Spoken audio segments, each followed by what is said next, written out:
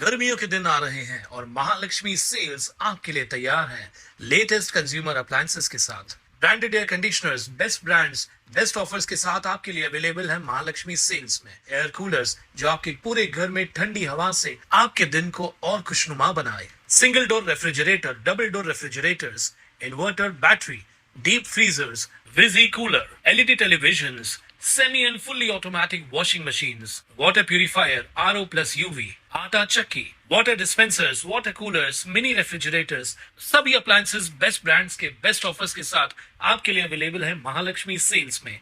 Ulhasnagar camp क्रमांक 4 मध्ये 26 section परिसरात किरकोळ धक्काबुक्कीच्या वादातून चाकू हल्ल्याची धक्कादायक घटना समोर आली आहे। पहाटे 2 ते 3 वाजण्याच्या सुमारास रवी हडाळे हा सिगरेट घेण्यासाठी दुकानात गेला असता एका महिलेला धक्का लागला। यावरून शाब्दिक वाद सुरू झाला। त्यानंतर कमलेश वासवानी आणि संबंधित महिलेमध्ये ही बाचाबाची झाली। यानंतर रात्री 3:20 सुमारास ॲक्टिवावरून प्रशांत उर्फ सलाट तायडे, महिलेचा मुलगा आणि आणखी एक जण हातात चाकू घेऊन घटनास्थळी पोहोचले। दुकानाबाहेर शिवीगाळ करत सुजित लुंड यांचा गळा पकडून मारहाण करण्यात आली। हा संपूर्ण प्रकार सीसीटीव्ही कॅमेऱ्यात कैद झालाय। हल्लेखोरांनी त्यानंतर वाल्मिकी नगर येथे रवी हडालेच्या घराजवळ जाऊन त्याला बाहेर बोलावलं आणि लाकडी दांडक्यानं मारहाण करत डोक्यावर, तोंडावर व छातीवर सपासप चाकूचे वार केले। मध्यस्थी करण्यासाठी आलेल्या सतीश हडाळे यालाही मारहाण करण्यात आली आहे। या हल्ल्यात रवी हडाले गंभीर जखमी झाला असून त्याच्यावर मध्यवर्ती रुग्णालयात उपचार सुरू आहेत। या प्रकरणी प्रशांत उर्फ सलाट तायडे, हितेश कवडणकर, मीत उर्फ पाजी, रवि पीसवाला याच्यासह इतरांविरोधात गुन्हे दाखल करण्यात आले। मेरा नाम रवि भगवान हड़ाले। रात को मैं लाइट गई थी, घर से बाहर निकला तो मेरे को क्या लगा लाइट गई तो घर के वो बच्चे लोग खेल रहे रहेंगे चौक पे, तो उधर गया तो एरिया के तो थे नहीं, वो बाहर के निकले तो वो इसी लाइट है, उन लोग ने मुझे देखा नहीं कि मारना चालू कर दिया।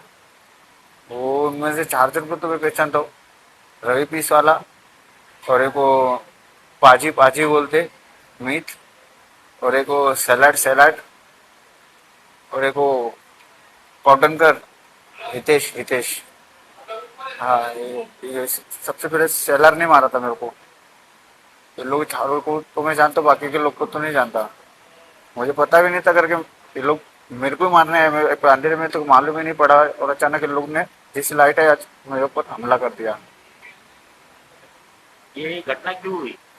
ये मुझे समझा ही नहीं क्यों हुई कि नहीं, उनसे तो मेरा कुछ है ही नहीं, पहली बार, आज तक नहीं। आप देख लो, बोले वो निकाल लो रिकॉर्ड, मेरा कुछ है नहीं, लफड़ा झगड़ा है नहीं मेरा। आपके साथ और किसको मारा है?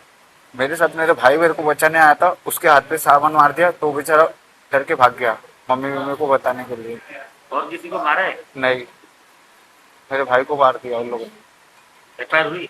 हाँ, एफआईआर हुई है शायद, मुझे तो पता नहीं, मैं तो हॉस्पिटल में आ गया तो मुझे तो पता नहीं ये क्या चल रहा है क्या नहीं। मैं 4 दिन से हॉस्पिटल में।